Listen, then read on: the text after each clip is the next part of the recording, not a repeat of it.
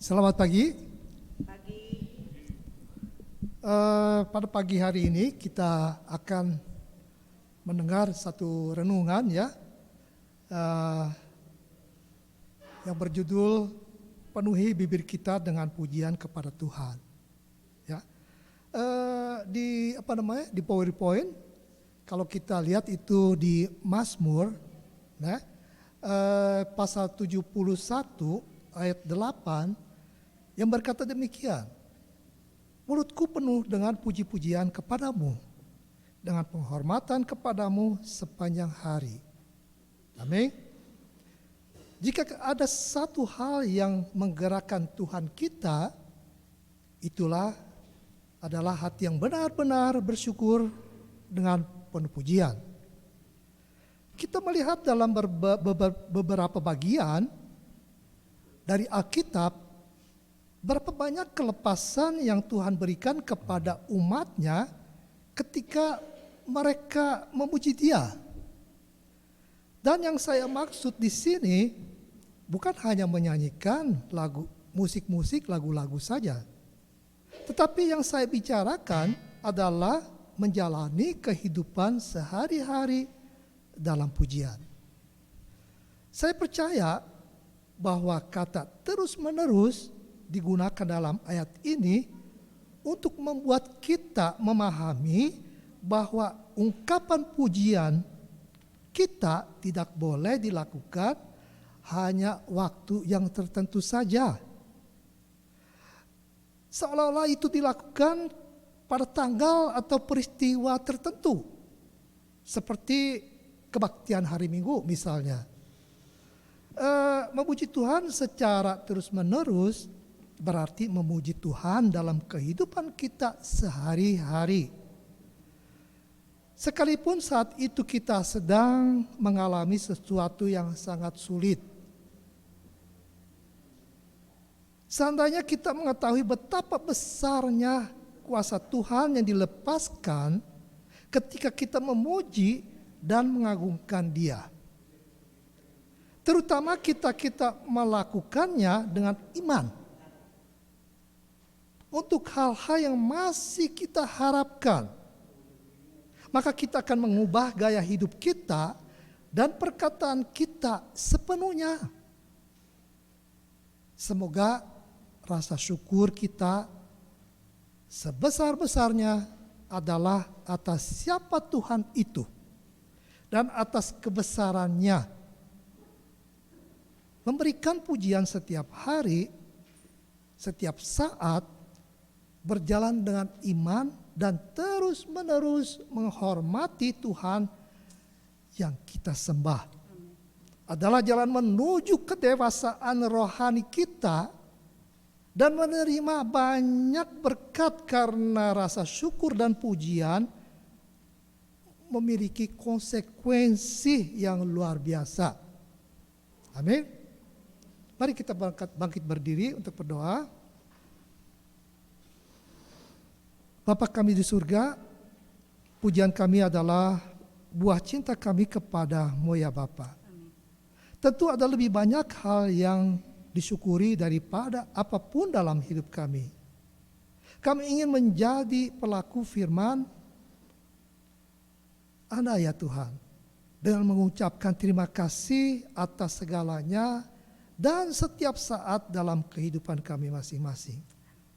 Terima kasih ya Tuhan, karena Engkau telah menjadi Tuhan kami yang terkasih, yang sangat mencintai kami. Terima kasih atas segala sesuatu yang telah Tuhan lakukan dalam hidup kami, dan atas segala sesuatu yang dengan iman kami yakin akan dilakukan. Kami percaya ya Tuhan, atas kebaikan dan kasih Bapa.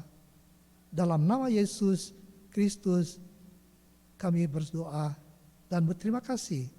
Amin. Amin. Masih tetap berdiri, kita akan melanjutkan kebaktian kita dengan melakukan lagu pujian kita kepada Tuhan. Kita bersyukur kepada Yesus kita. Biar kita katakan bahwa tanpa hari, tiada hari tanpa kita mengucap syukur karena kasih setia Tuhan bagi kita. Kita lakukan lagu Ku Bersyukur Padamu, oh Yesusku.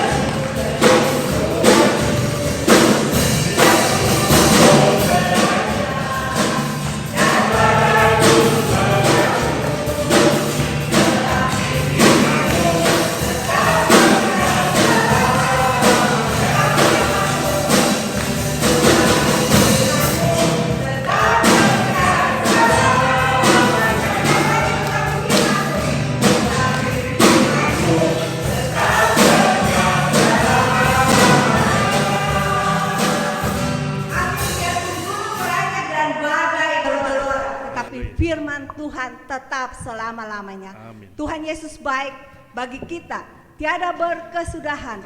Kasih setia Tuhan bagi kita.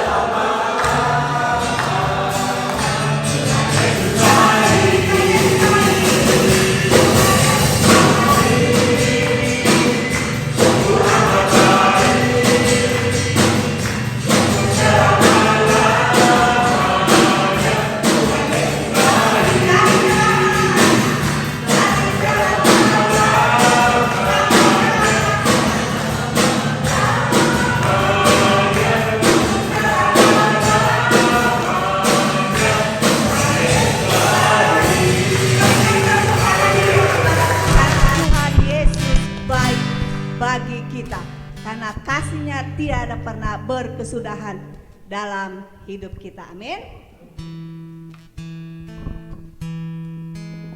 Kita lakukan lagu Ya Tuhanku, aku hendak bernyanyi bagimu selama aku hidup, karena Dia adalah Tuhan yang baik. Untuk itu biar selama kita hidup kita senantiasa mengucap syukur, selama kita hidup kita senantiasa bermazmur, bernyanyi, memuji Dia, karena Dialah Allah kita yang tidak pernah meninggalkan kita. Amin.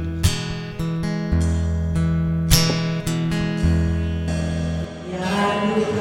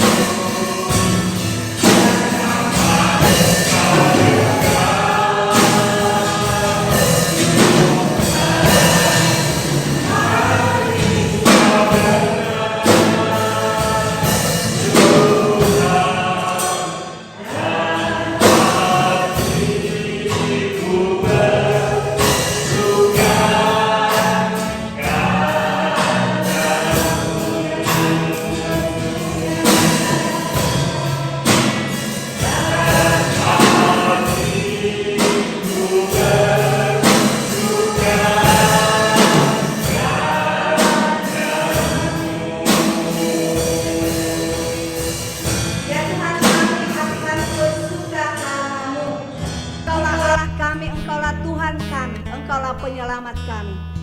Biar saat ini hati kami yang sungguh-sungguh kami bawa kepada Tuhan. Kami memuji Dia. Kami bermazmur bagi Dia. Karena Dialah Allah kita. Dialah penyelamat kita, Dialah penebus kita. Saya berikan kesempatan kepada Bapak Ibu Saudara yang ingin menyembah Tuhan, yang ingin memuji Dia.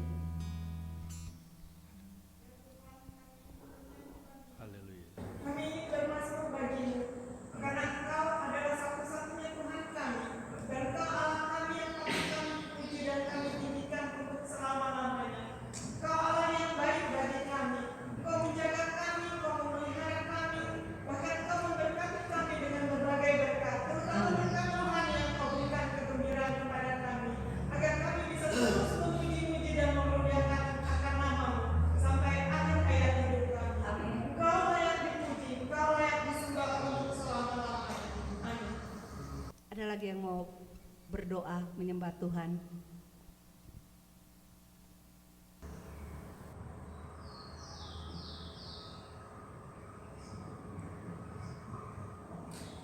Bapak, terima kasih Tuhan untuk hari ini. Terima kasih Bapak, terima kasih setiamu Tuhan dalam kehidupan kami saat ini. Terima kasih Tuhan karena kesempatan hari ini ya Bapak kita bisa memuji, memuliakan nama-Mu bersama. Terima kasih Tuhan untuk gereja. Terima kasih Tuhan untuk kehidupan kami satu bersama. Terima kasih Bapak hati kami dan dalam hati kami sebagai orang Kristen yang baik Bapak. Dalam hati kami terbuka untuk mendengar firman-Mu. Berkatilah mulut kami Tuhan, supaya kami bisa memuliakan nama-Mu dimanapun kami berada. Terima kasih ya Tuhan untuk kehadiran Bapak ini hari ini. Kami berdoa dan bersyukur dengan nama Tuhan Yesus. Inilah yang aku renungkan. Inilah yang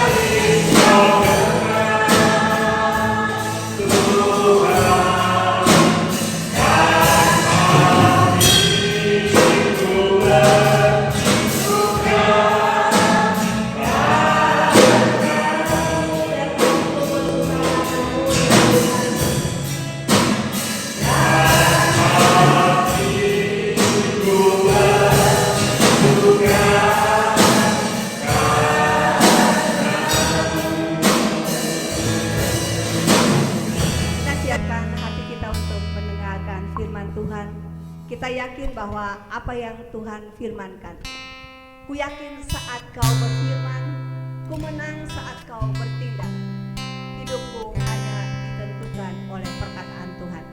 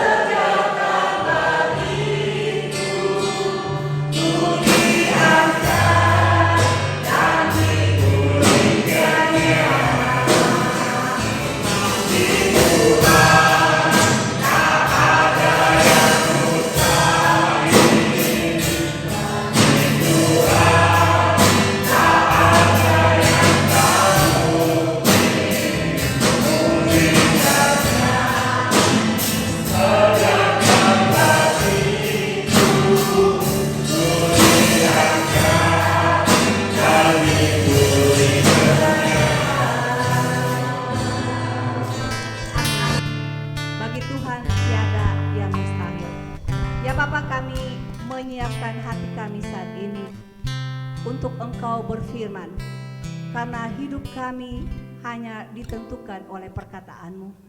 Untuk itu kami mau buka hati kami, kami mau buka pikiran kami untuk mendengar akan perkataan Tuhan, supaya perkataan yang keluar dari bibir mulut hamba-Mu yang akan menyampaikan firman Tuhan di hari ini boleh datang dari hati Tuhan dan boleh menegur kami, boleh menguatkan kami, dan boleh mengajarkan kami masing-masing.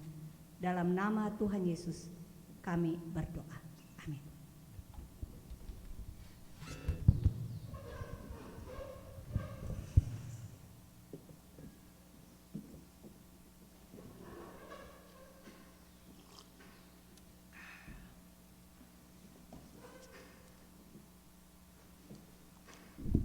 Pastor, selamat pagi.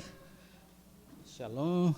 Tuhan memberkati kita semuanya. Hari ini kita akan membahas akan firman Tuhan.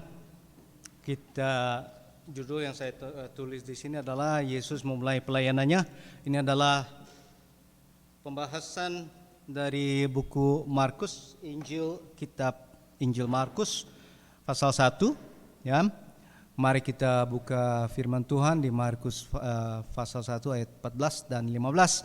Dua ayat ini aja yang akan kita bahas pada pagi hari ini. Mari kita buka dan mari kita baca. Sesudah Yohanes ditangkap, datanglah Yesus ke Galilea memberitakan Injil Allah. Katanya, waktunya telah genap, kerajaan Allah sudah dekat. Bertobatlah dan percayalah kepada Injil. Jadi ini adalah dua ayat ini aja. Nah, kita akan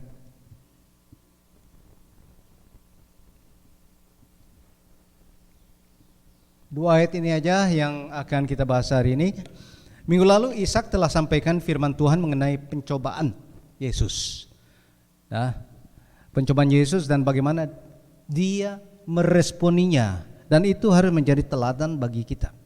Ya, kalau memang ada di antara kita yang tidak dengarkan akan khotbah daripada Ishak dan khotbah setiap daripada kita yang berkhotbah dan tidak berkesempatan berada di sini untuk mendengarkan akan firman Tuhan, saudara bisa buka di YouTube, saudara bisa buka di Facebook, dan di situ bisa mendengarkan akan khotbah yang saudara kehilangan, gitu. Ya. Misalnya minggu lalu, saya mau dengar Ishak khotbahnya apa gitu, bisa dibuka. Nah, saudara tahu di Facebook juga ada link. Nah, bisa pencet link itu dan kita akan dengarkan dari mula sampai akhir. Kalau tidak mau dengarkan misalnya dari mula atau hanya mau dengarkan aja khotbahnya aja, bisa diatur. Nah, poinnya itu bisa dipercepat supaya kita mau dengerin hanya khotbahnya aja. Jadi, oke? Ya. Kalau nggak ada yang tahu gimana caranya, tolong tanya yang tahu. Oke? Nah, jadi misalnya ada yang mau dengar tapi ketinggalan atau kehilangan kesempatan untuk bersama-sama mendengarkan khotbah yang kita dengar di sini dan kita tidak berkesempatan untuk datang ke sini, bisa dibuka di YouTube dan mendengarkan akan khotbahnya itu.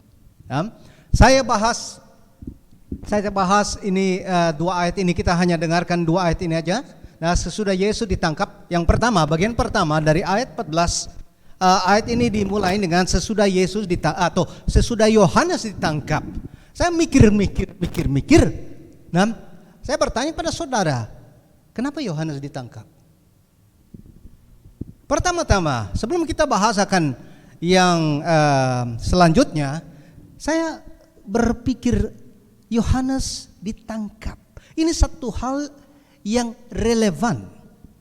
Kalau menurut saya ini satu hal yang relevan, bukan hanya satu poin yang menunjukkan waktu, tapi satu hal yang relevan. Kenapa dia ditangkap? Sesudah Yohanes ditangkap, kalau tidak relevan tidak ada di firman Tuhan. Sesudah Yohanes ditangkap, saya percaya bahwa Yohanes ditangkap karena dia melakukan tugasnya dengan tegas. Ya, saya percaya dia melakukan tugasnya dengan tegas. Dia ada panggilan. Dan saya sering berkata di sini bahwa setiap daripada kita punya panggilan. Apa yang harus kita lakukan, apa yang harus kita laksanakan dalam kehidupan kita. Masing-masing daripada anak Tuhan punya panggilan untuk melaksanakan akan tugasnya. Dan ada dua pelajaran yang kita bisa ambil dari bagian ayat ini yang kecil sesudah Yohanes ditangkap. Kenapa dia ditangkap? Karena dia melakukan tugasnya dengan tegas. Yang pertama, dia melakukan tugasnya. Yang kedua, dia melakukan tugasnya dengan tegas. Kenapa saya berkata bahwa dia melakukan tugasnya? Nah, kita lihat bahwa yang pertama, bagian pertama, Yohanes menjalin tugas pelayanannya. Lihatlah, aku menyuruh utusanku mendahului engkau. Ayat ini ayat 2 dari Markus 1 yang berkata bahwa aku menyuruh utusanku, yaitu Yohanes, untuk mendahului engkau, yaitu Yesus. Jadi dia punya panggilan. Dan saya sering berkata di sini bahwa setiap daripada anak Tuhan punya panggilan. Asal kita mau cari apa panggilan kita, apa misi kita di dunia ini demi kerajaan surga. Dan saya katakan ini pelajaran yang pertama, yaitu dia melaksanakan tugasnya, yaitu melayani, mendahului Tuhan. Dia melayani. Pelayanan daripada Yohanes adalah mendahului Yesus. Ya, yang kedua, bagian kedua yang saya katakan tadi, ya, saya berkata bahwa dia melaksanakan tugasnya dengan tegas, seperti firman Tuhan berkata yang sudah pernah saya katakan di sini, Lukas 3 ayat 7. Lalu ia berkata kepada orang banyak yang datang padanya untuk dibaptis dan katanya, hai kamu keturunan ular beludak, siapakah yang mengatakan padamu melarikan diri dari murka Allah? Dan dia berkata itu dengan tegas, dengan berani, nah dengan keberanian. Nah, saya percaya bahwa Yohanes ditangkap karena ketegasan pelayanannya. Saya percaya bahwa dia ditangkap karena keberaniannya. Dia tahu tugasnya, dia melaksanakan tugasnya, dia melaksanakan dengan keberanian, dengan tegas. Jadi ada dua pelajaran yang kita bisa ambil dari bagian kecil ini, yaitu kenapa Yohanes ditangkap, karena dia melakukan pelayanannya dan melakukan pelayanannya dengan tegas. Nah, yang pertama, mari kita mencari tahu pelayanan kita sebagai anak Tuhan di dunia ini. Saya berkata bahwa setiap daripada kita punya pelayanan. Asal kita mau melayani, asal kita mau mencari tahu apa panggilan kita dan apa kita taat akan panggilan itu. Mungkin ada di sini yang berkata, cita-citaku bukan melayani, cita-citaku dilayani.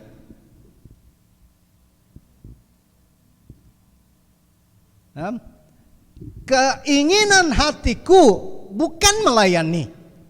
Keinginan hati manusia, banyak manusia hatinya bukan melayani, tapi dilayani. Saudara, terbalik dari pandangan dunia yang menganggap rendah orang yang melayani dan memandang tinggi orang yang dilayani. Karena itu banyak daripada kita menginginkan, bercita-cita untuk dilayani, bukan untuk melayani. Ya. Tapi firman Tuhan mengajarkan seperti tertulis di Markus 10 ayat 43 berkata, tidaklah demikian di antara kamu. Barang siapa ingin menjadi besar di antara kamu, hendaklah dia menjadi pelayanmu. Mau menjadi besar? Jadilah pelayanmu. Saudara, saya mengulang kembali apa yang saya katakan tadi, terbalik dari pandangan dunia. Nilai-nilai dunia terbalik daripada nilai-nilai rohani, ilahi. Nilai-nilai dunia itu terbalik daripada nilai rohani. Dikatakan di situ, firman Tuhan berkata, kalau kita mau menjadi besar, kalau kita mau jadi orang yang besar, orang yang berkuasa, orang yang keren, orang yang tinggi kedudukannya, firman Tuhan berkata, hendaklah ia menjadi pelayanmu. Jadi bagaimana dengan kita? Kita mau dengar ajaran dunia atau kita mau ikuti ajaran Tuhan? Saudara mau melayani atau maunya dilayani. Nah, sebenarnya untuk kita mengetahui hal ini itu gampang. Itu gampang. Kenapa? Saudara hanya perlu bertanya pada diri saya sendiri, pada diri sendiri. Aku lebih suka dilayani atau melayani? Aku lebih suka dilayani atau melayani? Kalau saudara mau dengar firman Tuhan, harus ada keinginan dalam hati untuk melayani sesama. Itulah tujuan kita sebagai pengikut Kristus, karena firman Tuhan Yesus sendiri berkata, sama seperti Anak Manusia datang bukan untuk dilayani, melainkan untuk melayani. Kalau kita dikatakan sebagai pengikut Kristus, Yesus sendiri datang untuk melayani, bukan untuk dilayani. Kalau kita yang dinamakan sebagai pengikut Kristus harus meneladani akan contoh yang diberikan oleh Yesus. Karena dia datang bukan untuk dilayani, meskipun dia adalah anak raja, anak Allah yang berkuasa di dunia ini, tapi dia datang untuk melayani. Ya. Kalau saudara tidak suka melayani, saudara lebih dengar-dengaran kepada dunia. Karena dunia yang mengajar, ya, cita-cita orang harus jadi orang tinggi, harus jadi orang yang dilayani, bukan melayani. Jadi hati-hati saudara. Kalau saudara lebih dengar-dengaran akan suara dunia daripada suara Tuhan, hati-hati. Kenapa? Karena saudara bisa menjadi teman, sahabat daripada dunia. Masalahnya apa jadi sahabat dunia? Ada masalah? Lebih banyak sahabat, lebih banyak teman kan bagus. Masalahnya apa? Apa nggak ada masalah jadi teman dunia? Ada masalah saudara. Besar sekali permasalahannya, karena firman Tuhan berkata, tidaklah kamu tahu bahwa persahabatan dengan dunia adalah permusuhan dengan Allah. Kalau saudara mau jadi teman daripada dunia, kalau mau jadi sahabat daripada dunia, saudara menjadi musuh Allah. Ini satu hal yang mengerikan sekali. Satu hal yang mengerikan sekali. Jadi barang siapa hendak menjadi sahabat dunia, yang menjadikan dirinya musuh Allah. Dan kalau saudara menjadi musuh Allah, itu satu hal yang mengerikan saudara. Buka firman Tuhan di Ibrani 10. Ibrani 10 ayat 31. Saya buka Ibrani 10 ayat 31. Saudara buka firman Tuhan dan catat ya, ayat ini di hati saudara. Ibrani 10 ayat 31 yang berbunyi, ngeri benar kalau jatuh ke dalam tangan Allah yang hidup. Ngeri benar kalau jatuh ke dalam tangan Allah yang hidup. Kalau saudara mau dengar-dengaran akan ajaran dunia, atau lebih dengar-dengaran akan ajaran dunia, dan tidak mau mendengarkan akan firman Tuhan, hati-hati, karena bisa mendengarkan. Siapa yang kita dengar itu menjadi sahabat kita. Siapa yang kita dengar itu menjadi teman kita. Dan kalau kita menjadi teman daripada dunia, firman Tuhan berkata, saudara menjadi musuh Allah. Dan firman berkata, ngeri benar kalau kita jatuh ke dalam tangan Allah. Jadi perkataannya tadi saya tanyakan lagi, saudara mau dengar siapa? Dunia atau Allah? Saudara mau dengar dunia atau saudara mau dengar Allah? Seperti saya katakan tadi bahwa nilai dunia itu berbeda, bukan hanya berbeda, bertolak belakang daripada nilai-nilai ilahi atau nilai-nilai rohani. Ya. Nilai-nilai rohani terbalik, bukan hanya berbeda, tapi terbalik daripada nilai dunia. Orang dunia memandang tinggi orang yang berkuasa. Bahkan dalam relasi suami istri pun ada yang sepertinya saling bersaingan. Siapa yang memerintah dalam rumah tangga? Kalau suami atau istri berkata dalam hati di sini, aku yang memerintah, jelas itu suara dunia. Jelas saudara mengikuti suara dunia, jelas saudara dengar akan suara dunia, akan ajaran dunia. Kenapa? Karena firman Tuhan berkata, dalam hal ini jelas sekali firman Tuhan berkata, nah, karena suami adalah kepala istri, sama seperti Kristus adalah kepala jemaat. Jelas sekali firman Tuhan berkata, hai istri-istri, tunduklah kepada suamimu sebagaimana seharusnya di dalam Tuhan. Ini satu contoh lagi. Saya berikan satu lagi contoh. Dunia menilai tinggi orang-orang yang terkemuka, orang-orang yang keren, yang top, yang populer. Tapi firman Tuhan berkata, barang siapa ingin menjadi terkemuka di antara kamu, hendaklah ia menjadi hambamu. Seperti yang tadi kita baca. Sekali lagi kita lihat, ini Tuhan Yesus yang berkata ini. Ini Tuhan Yesus yang berkata.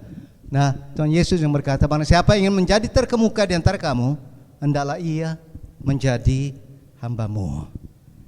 Seorang hamba tugasnya melayani, bukan dilayani. Seorang hamba tugasnya melayani, bukan dilayani.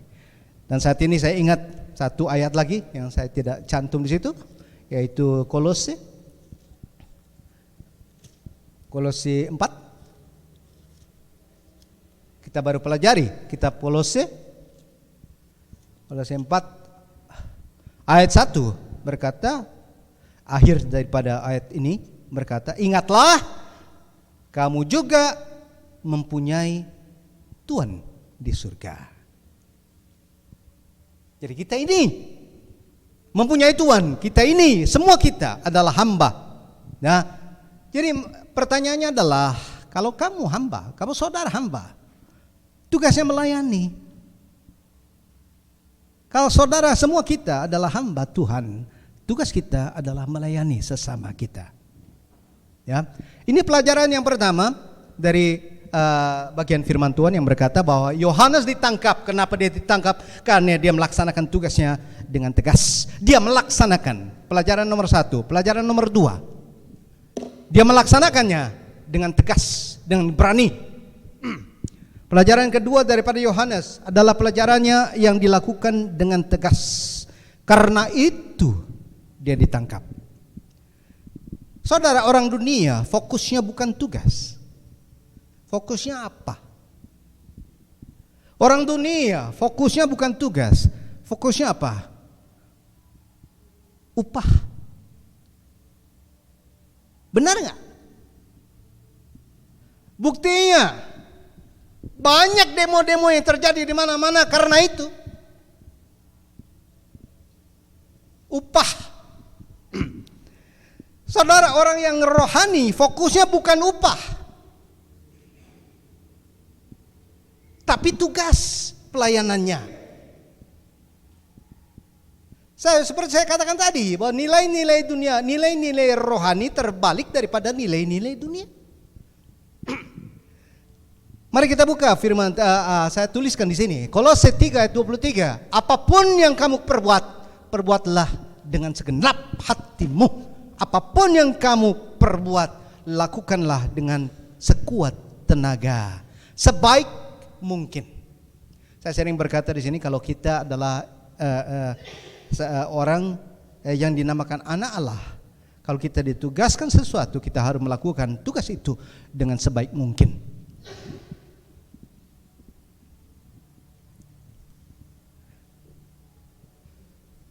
Saya katakan sekali lagi bahwa orang dunia fokus pelayanannya atau fokus pelayanannya itu bukan tugasnya itu, tapi upah yang dia terima dari pelayanannya. Tapi fokus daripada orang yang rohani, orang yang mendengarkan firman Tuhan, bukannya upah, tapi pelayanan yang harus dia lakukan sesuai dengan firman Tuhan dengan segenap hati. Jadi saudara, di sini ada banyak yang tuan di sini, loh. Ada banyak yang punya toko. Nah, saudara, ini satu hal yang menarik ya. Kalau saudara mau pekerja yang baik, kontrak mereka yang takut Tuhan. Karena fokusnya bukan di upah, fokusnya tugasnya itu. Kontrak mereka yang takut Tuhan. Dan ada satu lagi, firman Tuhan berkata, Pengkhotbah 9 ayat 10. Segala sesuatu yang dijumpai tanganmu untuk dikerjakan, kerjakanlah itu sekuat tenaga, bukan setengah-setengah. Kalau orang Brasi berkata mea boca, ya, kita harus melakukan dengan sekuat tenaga. Orang dunia juga menjunjung tinggi keberhasilan apapun jalan yang harus ditempuh. Kata singkat, fokusnya keberhasilan, bukan kejujuran, bukan jalan yang benar, tapi fokusnya keberhasilan, kesuksesan, keuntungan. Kejujuran adalah satu prinsip hidup yang tegas. Saudara, kejujuran adalah satu prinsip hidup yang tegas. Umat Kristen harus bersikap jujur dan berkata dengan benar. Karena bagi orang dunia, berbohong adalah satu cara, satu jalan untuk mencapai keuntungan. Tapi bukan hanya berbohong. Kalau saya tidak bohong, tapi kalau saudara menyembunyikan informasi yang relevan, sama aja saudara berbohong. Firman Tuhan berkata, karena itu buanglah dusta dan berkatalah benar seorang kepada yang lain.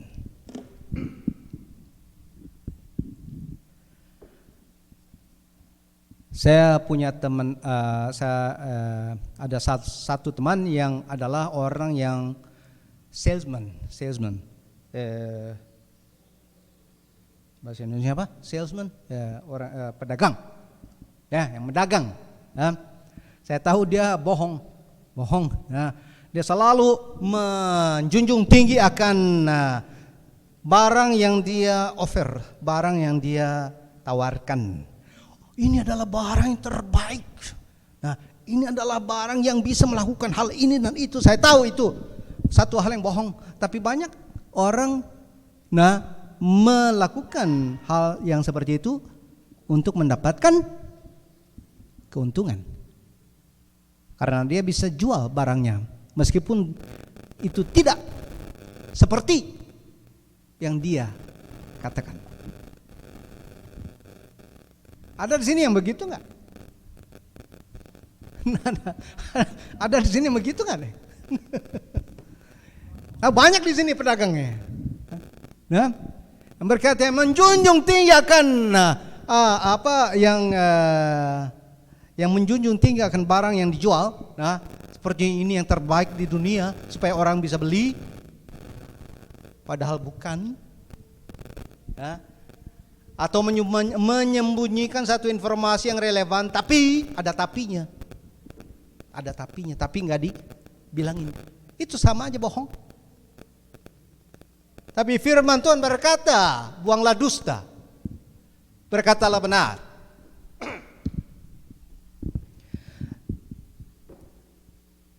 Vovo Moderna, Tante Fomoy, Dia seorang pedagang. Dia seorang pedagang waktu hidup.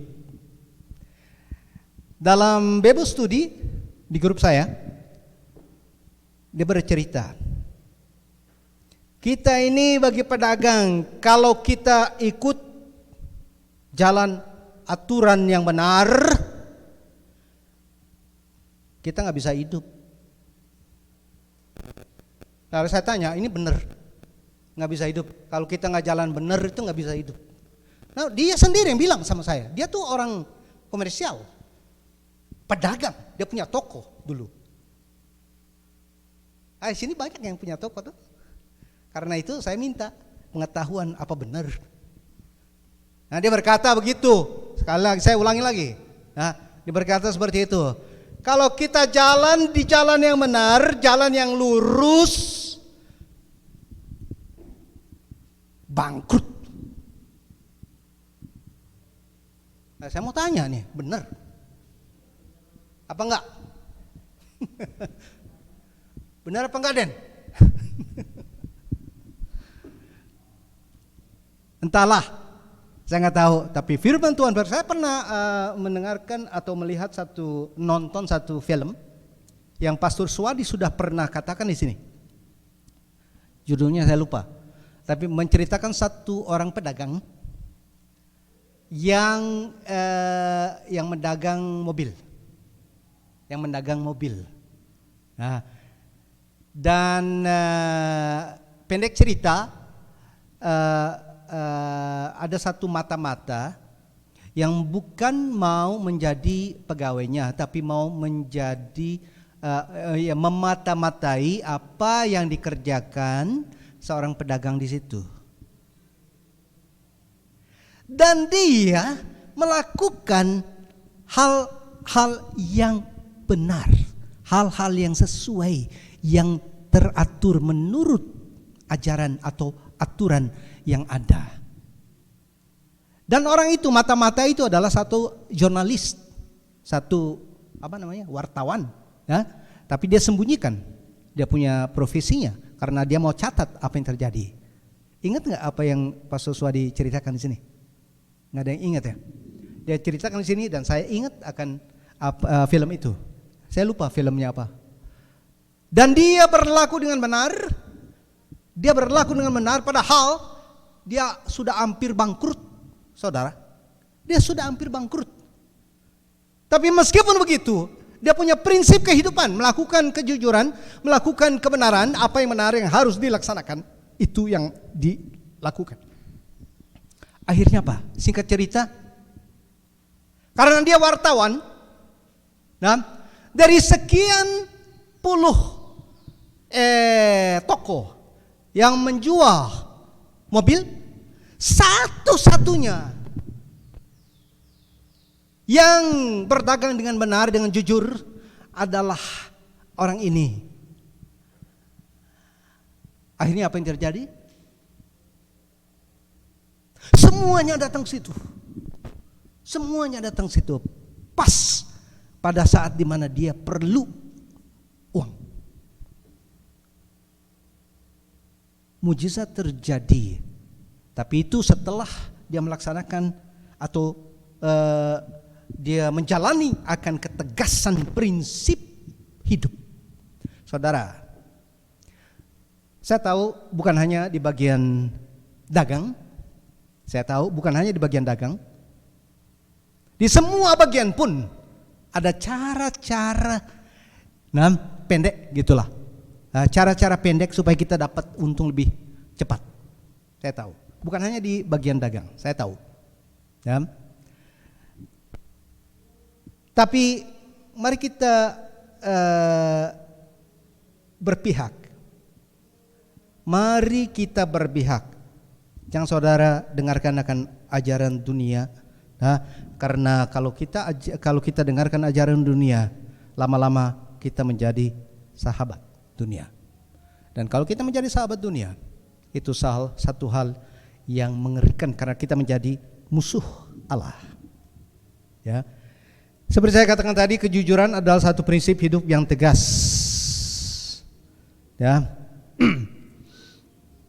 Kalau kita adalah seorang tuan bagaimana? Kalau kita seorang tuan bagaimana? Kita sudah belajar hal ini. Pandangan dunia sebagai tuan, fokusnya adalah keuntungan. Bukan? Nah, pandangan dunia, fokus daripada seorang tuan adalah keuntungan. Tapi sebaliknya firman Tuhan mengajar tuan yang takut Tuhan harus berlaku adil dan jujur. Dan orang yang mendengarkan suara dunia, dia berfokus keuntungan apapun cara yang perlu dilaksanakan, yang perlu diambil untuk mencapai keuntungan. Tapi firman Tuhan berkata,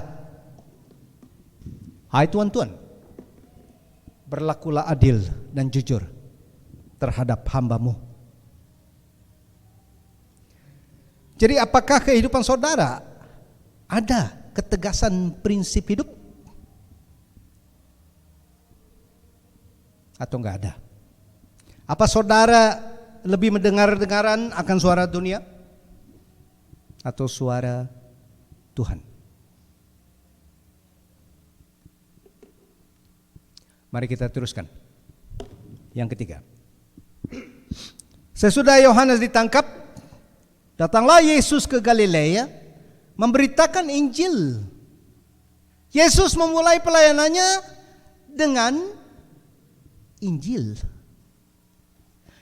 Nah, setelah Yohanes melakukan tugasnya, di ayat yang sama dikatakan Yesus melakukan tugasnya di Galilea, yaitu mengabarkan Injil. Sebagai anak Allah, dia memberi contoh dan teladan bagi kita yang tidak suka melayani. Yesus juga melayani. Yesus juga melakukan seperti kita baca tadi.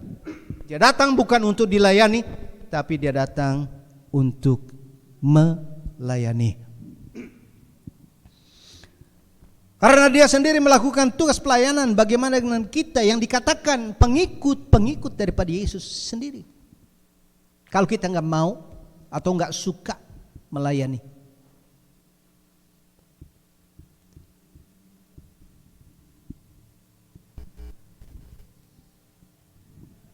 semua kekuatan ada tersimpan di dalam Yesus, tetapi dia tidak melakukan revolusi atau memakai kekerasan apapun, meskipun ada kuasa untuk itu. Sebaliknya, dia membandingkan diri dengan gandum yang harus mati dulu sebelum menghasilkan panen bagi Tuhan.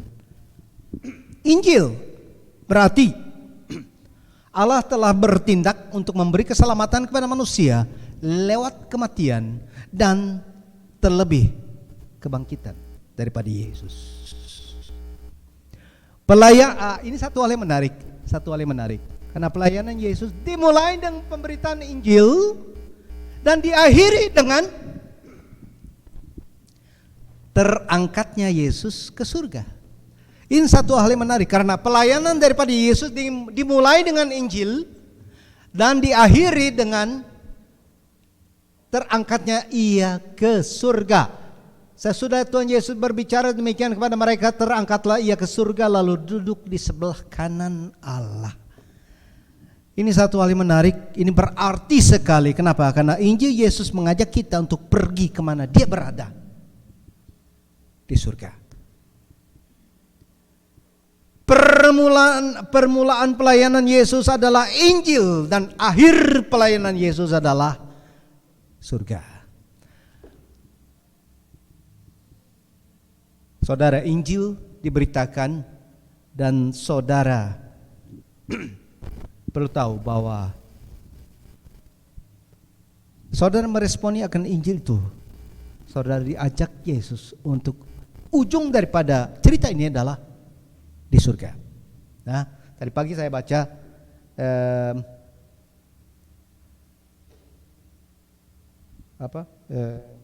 saat pagi, nah, yang menceritakan mengenai neraka, nah, yang berceritakan seperti neraka. Saudara, kalau saudara percaya akan Injil, saudara akan masuk surga. Tapi kalau saudara tidak percaya akan Injil, saudara akan masuk neraka. Hanya dua pilihannya. Nanti saya sharekan apa bahasa Indonesia? Saat teduh yang saya baca tadi. Nanti saya share kepada kalian. Satu hal yang penting, yang keempat. Dan ini yang paling penting. Ini yang paling penting, yang keempat ini, pelajaran kita yang keempat. Nah, saya ulangi lagi. Yang pertama adalah Yohanes menjalani tugas pelayanannya. Yang kedua, dia bukan hanya melakukan tugasnya, tapi dia melakukan tugasnya dengan tegas, dengan berani. Dan yang ketiga, pelayanan Yesus dimulai dengan Injil. Bagian keempat, yang terakhir, dan yang paling penting. Ini yang paling penting ini. Pemberitaan Injil perlu diresponi. Ya. Ayat 15 berkata, waktu sudah genap, kerajaan Allah sudah dekat, bertobatlah dan percayalah kepada Injil. Waktu yang telah genap dikatakan di sini menunjukkan akan tahap rencana Allah yang bertitik tolak dari perwujudan Yesus Kristus di dunia. Maksudnya sudah dinubuatkan dari sejak dulu kala bahwa Yesus akan datang dan waktunya telah tiba. Karena itu dikatakan waktu sudah genap.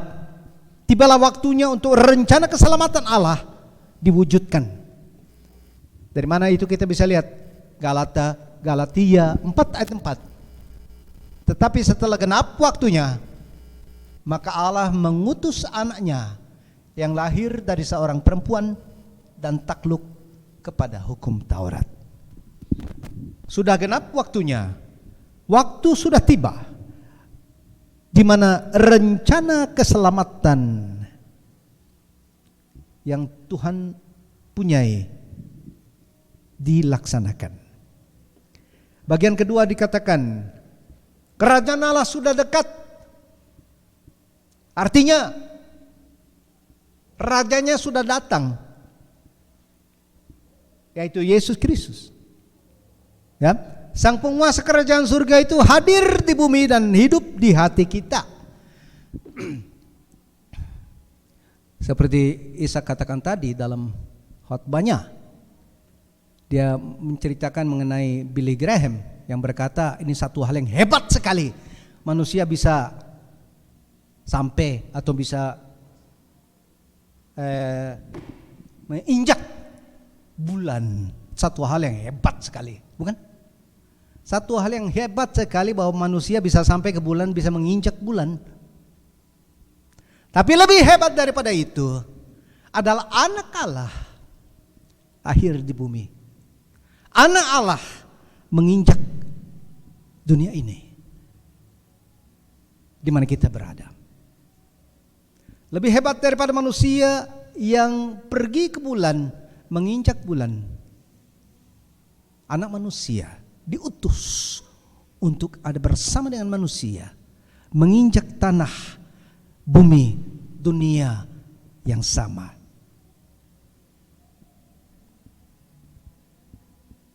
Tibalah waktunya untuk rencana keselamatan diwujudkan seperti tertulis dalam firman Tuhan.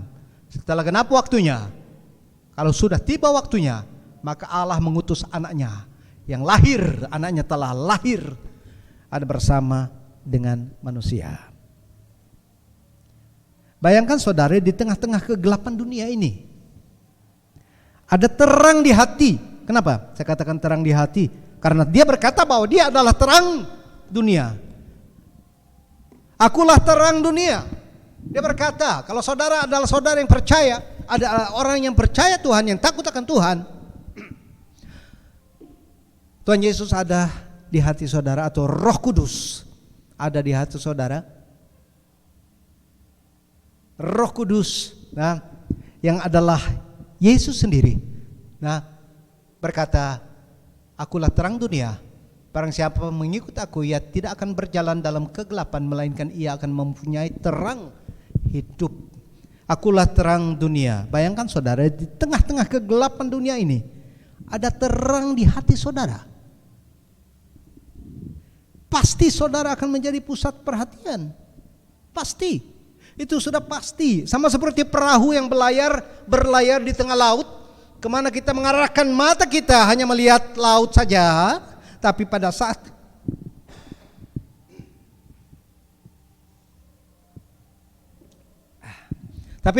kita melihat sinar dari mercusuar, apa yang terjadi? Kita akan terus berfokus kepada sinar dari mercusuar itu. Nah, sekali lagi saya katakan di sini, sama seperti perahu yang berlayar di tengah laut. Kemana kita mengarahkan mata kita hanya lihat laut dong. Sebelah kanan laut, sebelah kiri laut, sebelah depan laut, sebelah belakang tembeng juga laut. Tapi pada saat kita melihat sinar dari satu mercusuar, kita akan terus berfokus kepadanya. Jangan kita terhilang akan sinar itu. Ikuti sinar itu. Karena sinar itu bisa menyelamatkan kita.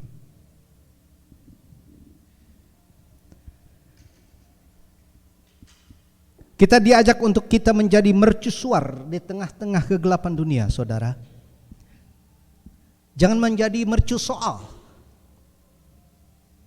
Sebaliknya, jadikanlah saudara mercusuar yang menyinari orang supaya bisa datang mendapat keselamatan.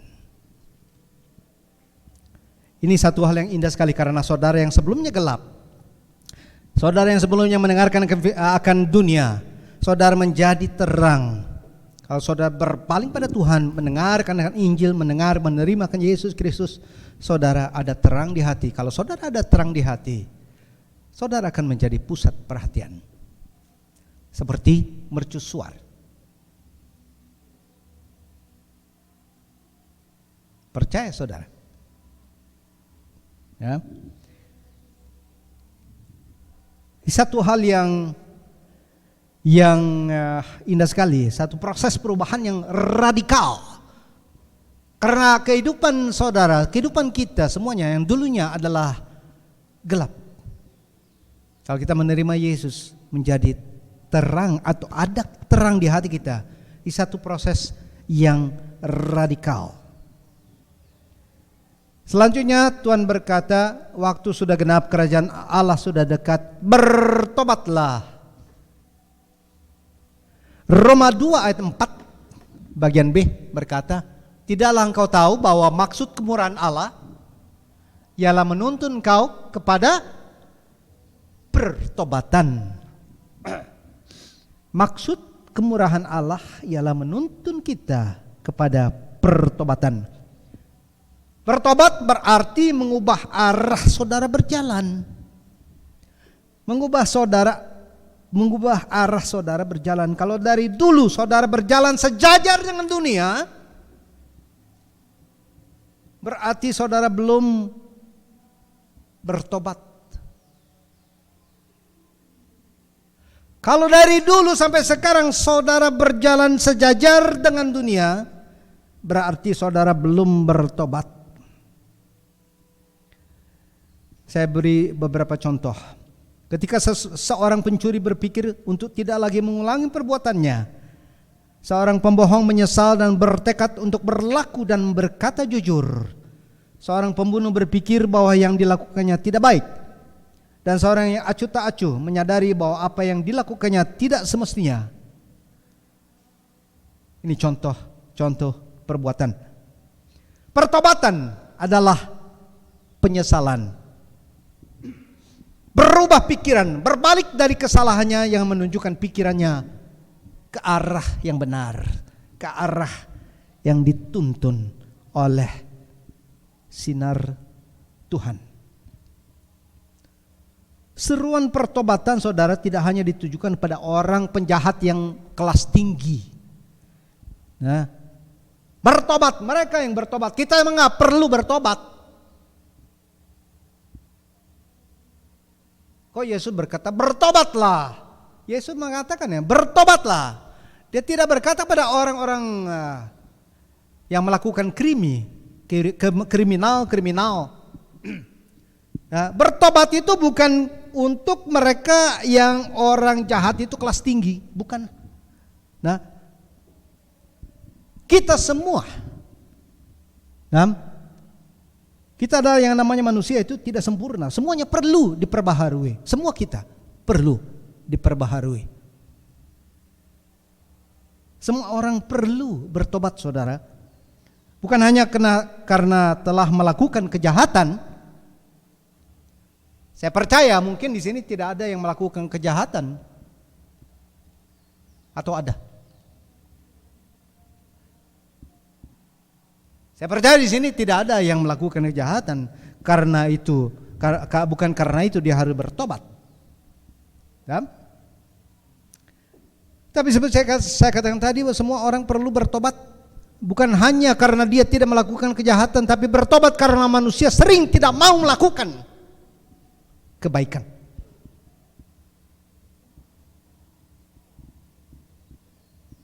Bukannya melakukan kejahatan dia perlu bertobat, tapi karena dia tidak mau melakukan kebaikan. Itu yang sering terjadi di antara kita. Jadi di sini soalnya bukan tidak mampu berbuat baik, tapi tidak mau berbuat baik. Karena itu firman Tuhan berkata kepada kita, bertobatlah. Ya.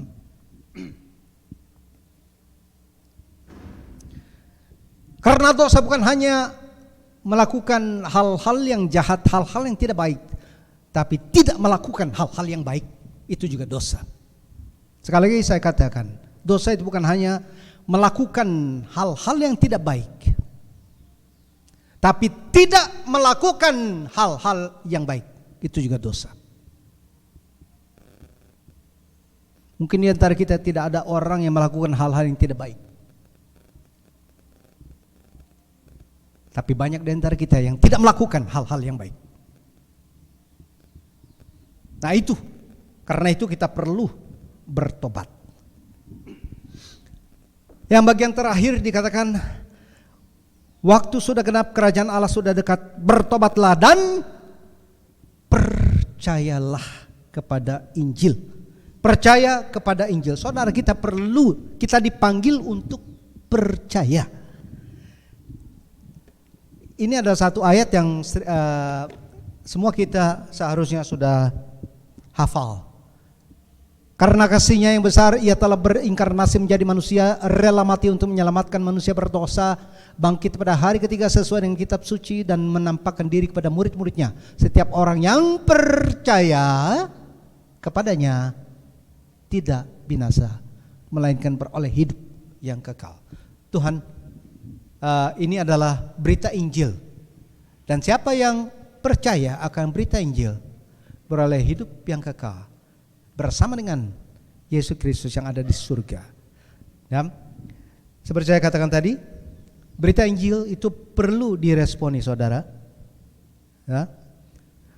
Jangan abaikan panggilan untuk percaya. Percaya kepada Injil berarti menerima Yesus sebagai Tuhan dan Juru Selamat kita.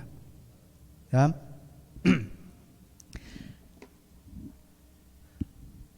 Sebab Allah mengutus anaknya. Ini sudah. Ini satu hal yang mengerikan sekali. Nah, sebelum itu saya bacakan yang ini. Sebab aku mempunyai keyakinan yang kokoh dalam Injil, karena Injil adalah kekuatan Allah yang menyelamatkan setiap orang yang percaya. Nah, pada orang yang percaya, masalahnya saudara perlu percaya, tapi saudara bisa juga tidak percaya. Ini satu hal yang besar sekali, berat sekali. Kenapa? Saudara, perhatikan baik-baik. Ayat ini satu hal yang berat sekali bagi mereka yang tidak percaya. Sebab Allah mengutus anaknya ke dalam dunia bukan untuk menghakimi dunia, melainkan untuk menyelamatkannya oleh Dia. Barang siapa percaya kepadanya, ia tidak akan dihukum. Barang siapa tidak percaya, ia telah berada di bawah hukuman, sebab ia tidak percaya dalam nama Allah, dalam nama anak tunggal Allah. Saudara, pilihan saudara hanya dua. Saudara percaya atau saudara tidak percaya. Dan konsekuensinya tergantung itu. Percaya membawa keselamatan dan tidak percaya membawa penghukuman. Ini satu hal yang berat sekali, saudara. Pemberitaan Injil, saudara, perlu diresponi, saudara. Responnya apa? Yaitu kita percaya atau tidak percaya. Kalau kita dikatakan orang yang percaya, buktikan dalam kehidupan saudara bahwa saudara adalah orang yang percaya. Karena kita bisa melihat satu pohon dari buah-buahnya. Dan kalau kita adalah orang-orang yang dilahirkan kembali, yang dilahirkan baru, seperti Biosin katakan tadi dalam Bible Study, kita telah lahir baru, kita harus membuktikan atau kita harus kehidupan kita berbeda. Berbeda seperti saya katakan tadi. Nilai kerohanian, nilai-nilai rohani itu berbeda. Bukan hanya berbeda, seperti saya katakan tadi, bertolak belakang daripada nilai-nilai dunia. Ya, ini satu hal yang berat sekali, karena di ayat ini berkata bahwa kalau kita percaya kita masuk surga, dan kalau kita tidak percaya kita masuk neraka. Sebagai penutup,